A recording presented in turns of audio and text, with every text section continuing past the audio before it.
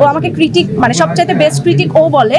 ওর সব নাটকে আমার দেখা হয় সবার আগে। স্পেশাল দু একটা আইটেমস হচ্ছে আমি খুব ভালো করি, ওটা আমি একাই করি। নবাবের সময়টা হচ্ছে নীলয়ের পছন্দের খাবার। নীলয় ভাই কখনো রান্না করে খায়নি, আপনাদের নীলয় ভাই ভাবে একটু সামনে ঈদ নিয়ে ঈদ নিয়ে কি প্ল্যান করছেন? এবং ভাই তো এখন নাটক নিয়ে শুটিং নিয়ে খুবই ব্যস্ত, ঈদ নিয়ে আসলে কোনো প্ল্যান করছেন কিনা? হ্যাঁ, আসলে রোজার মাসটা একটু হেক্টিকই যায় সবারই। দেখা যাচ্ছে যে ওর তো শুটিং থাকছে, প্লাস হচ্ছে আমাদেরও যেহেতু প্রমোশনাল ওয়ার্ক, সামনে ঈদকেও কাজ কি বলবো উপলক্ষ রেখে আমাদের অনেক কাজ থাকে, এখনো যেমন প্রচুর কাজ চলছে। তো সেক্ষেত্রে দেখা যায় যে ঈদের আগের 2-3 দিন থেকে পরের 2 দিন, টোটাল 4-5 দিন আমরা একদম কাজ থেকে তো দূরে থাকাই হয়, প্লাস হচ্ছে আমরা ফ্যামিলিকে আসলে টাইম দিই।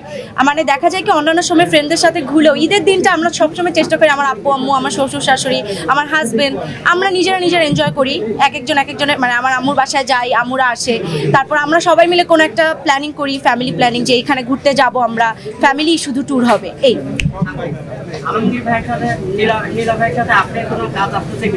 না, আমি তো আসলে অ্যাক্টিং করি না, আমার কোনো কাজ আসবে না।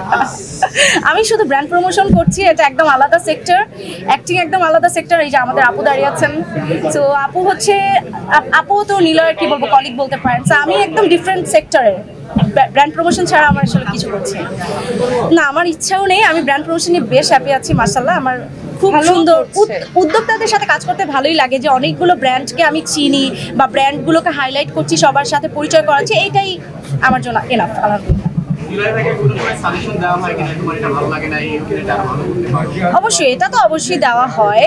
ও আমাকে ক্রিটিক মানে সবচাইতে বেস্ট ক্রিটিক ও বলে, কেননা দেখা যায় যে শুধুমাত্র যে ভালো কাজ নিয়ে আমি প্রশংসা করি তা না, আমার যদি মনে হয় যে এই কাজটাতেই সমস্যা আছে বা এটা এরকম করলে আরো বেশি মানুষ পছন্দ করতো, এটা আমি সবসময় শেয়ার করি।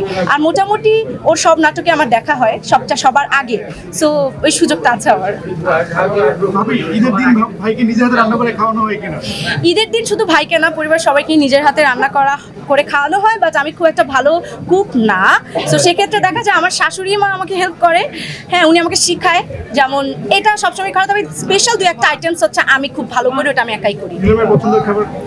যদি ঈদের কথা বলি, নবাবের সময়টা হচ্ছে নীলয়ের পছন্দের খাবার ঈদের জন্য, এবং ওইটা সে আমাকে 2 দিন আগে থেকেই বলে যে এটা কিন্তু বানাবা, ভুলো না এবার, এবং বেশি করে বানাবা, কেননা গেস্ট আসলে ওটা খুব পছন্দ করে। সো এটা বলতে পারেন যে এটা আসলে নীলয় ভাই কখনো রান্না করে খায়নি, আপনাদের নীলয় ভাই ডিম ভেজে খাইয়েছিল, আমার একদিন জ্বর ছিল, এইটুকুই, আর না।